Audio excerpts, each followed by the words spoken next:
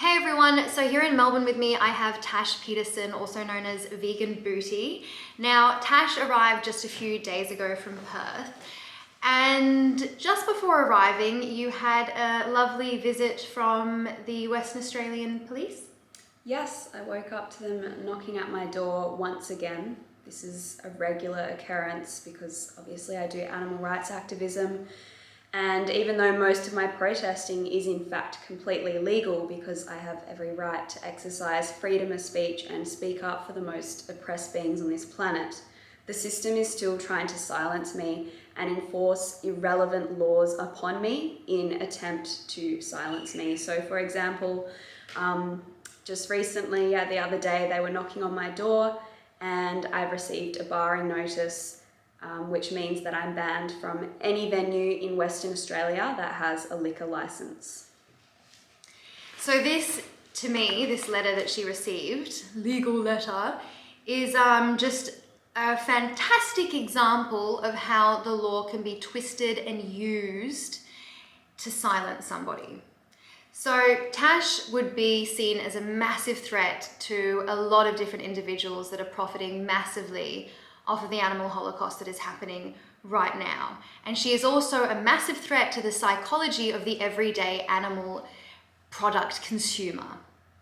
So she's not going to be liked, and it is apparent that people in positions of power, because of Tash's threat, are twisting and using the law in an absolutely disgusting way to keep her quiet. So they have made out that Tash, during one of her very important protests to the fact that our oceans are being completely destroyed due to fishing, and so she went to vocalize this, and now she was told that she was drunk and disorderly and cannot enter pretty much any venue now in all of Western Australia that has liquor in it. So supermarkets, restaurants, even some cafes that serve alcohol, anywhere with a liquor license. Yeah, and this is not the first time that I've had a ban exactly like this. Last year, I ran onto a football stadium during a match, again to disrupt and raise awareness about animal oppression and the animal holocaust, and I was given the exact same banning notice because I was doing a protest in a venue that has a liquor license. Unbelievable. So Tash barely even drinks at all, was doing a protest, and this is what is written here. So I have evidence presented to me in relation to an incident that occurred on the 2nd of May 2021 at and in the vicinity of a licensed premises, namely Bathers Beach House in Fremantle, where it is alleged Natasha was disorderly. Yep, so Natasha obviously didn't have anything to drink. She was protesting, raising valuable awareness and trying to help halt the climate crisis and the ongoing animal abuse that is taking place. And this is what she's met with. Now, this isn't new when it comes to protesting. This is something that is repeated and seen throughout history, and Tash is just one of the latest victims to succumb to the corrupt system. So throughout history, many people have protested against massive injustices, and they were met with anger and hatred. They were locked up, they were beaten, they were not liked by the systems that be and the general public at the time. And this is just, again, history repeating itself. So if you think that you are not profiting a massive injustice by sitting down eating animal products at meals, you are surely mistaken. And Natasha is somebody that is avant-garde and forward-thinking in helping to change the status quo and yet again break down, which is probably the greatest injustice in all of human history to ever take place, as it is the most ongoing and the most horrific industry that kills in numbers so insane that the human mind can't even wrap its head around it. During the time of the abolitionists in America, there was literally a war that took place over ending the slavery that was going on, a war. And so this is what we're seeing again here. It is more of a war of words these days with online trolls, but the fact that Natasha's receiving now legal threats from the police, and even you've had threats of people arriving at your house, it's pretty damn scary.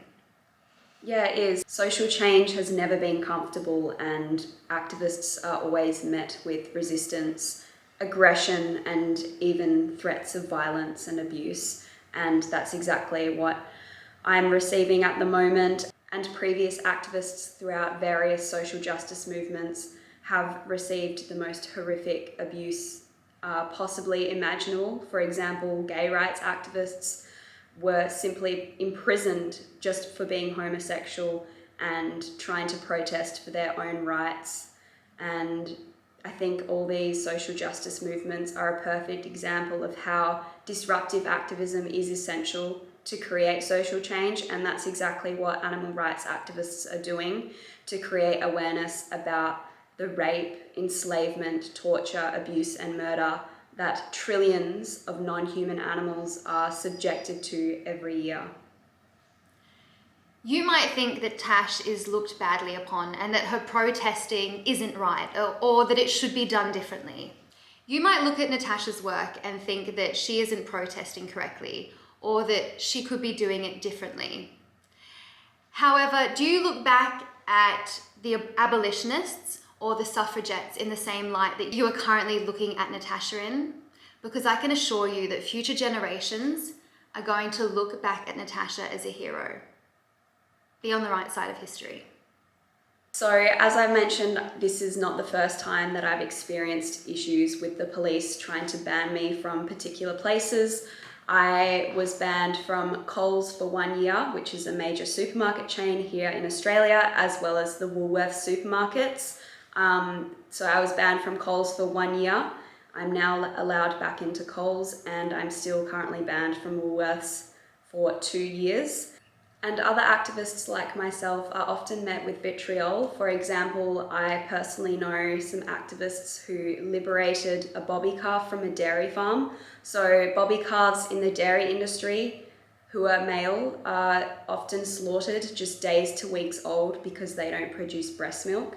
So this calf was liberated from a farm and his life was saved. However, unfortunately, the police found out about this, and animals are only seen as objects under the law. So my friends were prosecuted and charged with theft and trespass just for saving someone else's life, and they were facing decades in jail.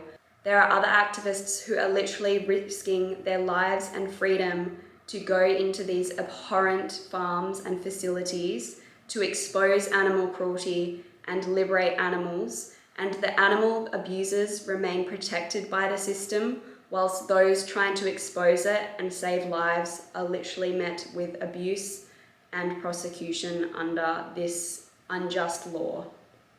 Yes, it's amazing that they can use the law in such a way.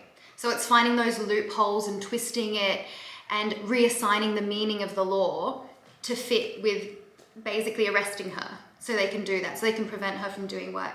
It's interesting that animals are viewed as property and commodities and just these objects. Who else was viewed like that in history? Oh, that's right, every minority group of humans ever to exist. So don't repeat history. Just because they don't look like us doesn't mean that they should be treated like objects. In fact, they're treated worse.